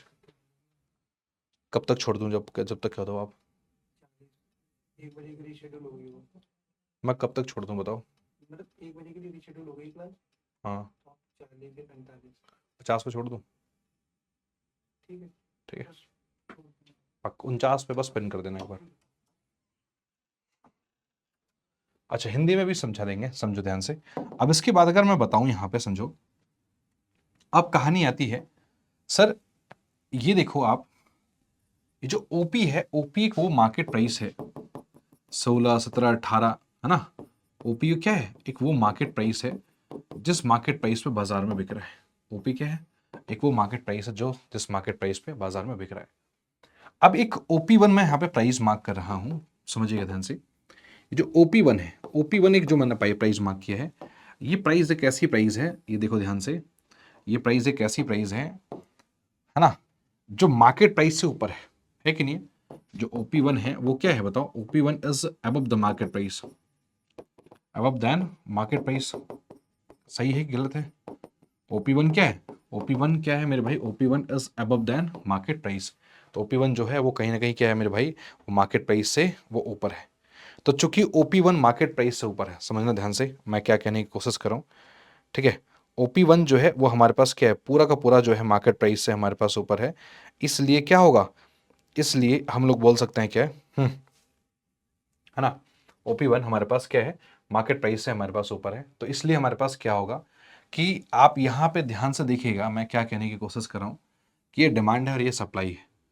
तो बहुत ज़्यादा एक प्रकार से एक्सेस सप्लाई देखने को मिलेगा, हमें मिलेगा ना, बहुत ज़्यादा एक्सेस सप्लाई। एक्सेस सप्लाई समझते हो क्या, कि भाई एक सिंपल सी बात है, ओपी क्या है, मार्केट प्राइस है।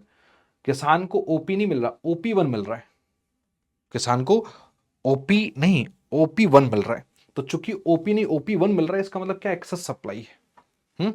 समझ में नहीं है, अरे बोलो जल्दी से फास्ट, ये क्या ओपी नहीं ओपी वन है, तो मतलब क्या हुआ, एक प्रकार से एक्सेस सप्लाई है। तो चूंकि अगर ये एक्सेस सब, तो मतलब क्या होगा भाई, हमारे पास फूड ग्रेन की बहुत ज्यादा मात्रा में, जिसे बोलते हैं क्या होगा बताओ, कहीं ना कहीं सप्लाई देखने को मिलेगा। तो चूंकि बहुत ज्यादा एक बहुत एक्सेस मात्रा में जब सप्लाई देखने को मिलेगी, this is what called the excess supply. खूब सारे किसान खूब सारा उत्पादन करेंगे, खूब सारा बाजार में सप्लाई करेंगे। पक्का ना, ये है। और उम्मीद करता हूं बात आपको समझ में आ गया होगा। अब हम लोग प्राइस फ्लोर को एक बार हिंदी में लिख लेते हैं, है ना। मेक श्योर कि हम सब लोग प्राइस फ्लोर को एक बार हिंदी में लिख लें।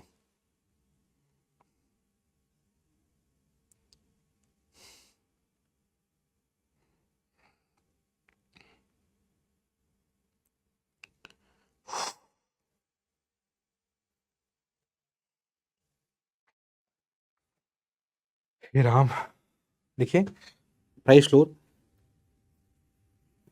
मूलतल एक ऐसी न्यूनतम कीमत है जिस पर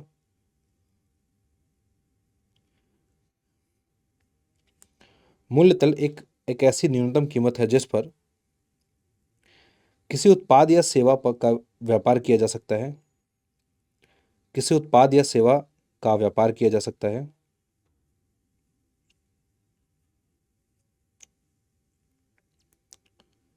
किसी उत्पाद या सेवा का व्यापार किया जा सकता है।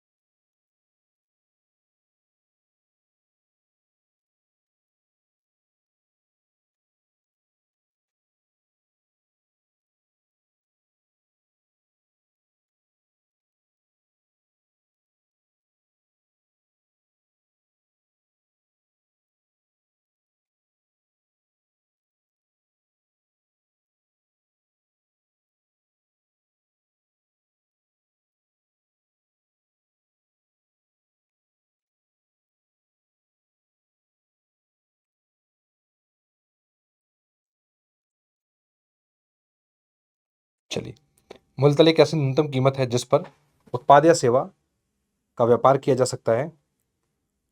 यह कीमत सरकार द्वारा निर्धारित की जाती है। यह कीमत सरकार द्वारा निर्धारित की जाती है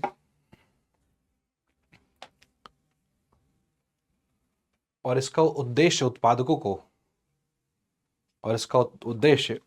को उनके उत्पाद के लिए उनके और इसका उद्देश्य उत्पादकों को उनके उत्पाद के लिए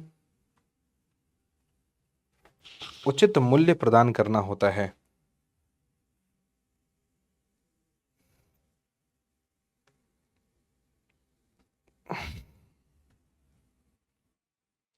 उचित मूल्य प्रदान करना होता है। ठीक है।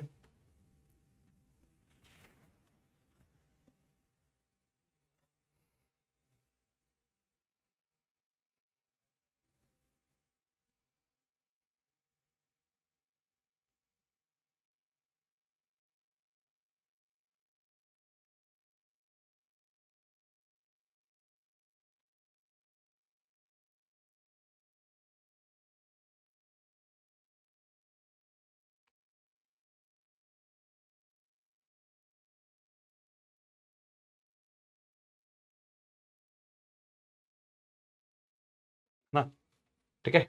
चलो इससे लिखिए, इससे बाजार में अधिशेष, इससे बाजार में, इसे इंप्लीकेशन लिखिएगा, इससे प्रभाव क्या पड़ेगा, प्रभाव क्या पड़ेगा लिखिएगा, इससे बाजार में अधिशेष व अधिपूर्ति, है ना, व अधिपूर्ति, इसे लिखिएगा, इससे बाजार में वस्तु एवं सेवाओं का अधिशेष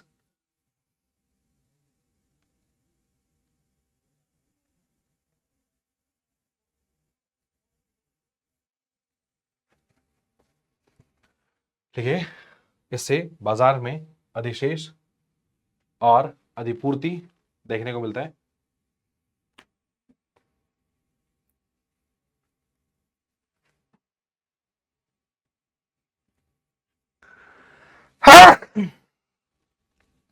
देखिए भाई, बफर स्टॉक, है ना, बफर स्टॉक को भी बफर स्टॉक ही बोलते हैं हिंदी में, कोई सच कोई चेंजेस नहीं है। तो इससे बाजार में बफर स्टॉक भी क्रिएट होता है ना, इससे सरकार के पास बफर स्टॉक भी क्रिएट होता है।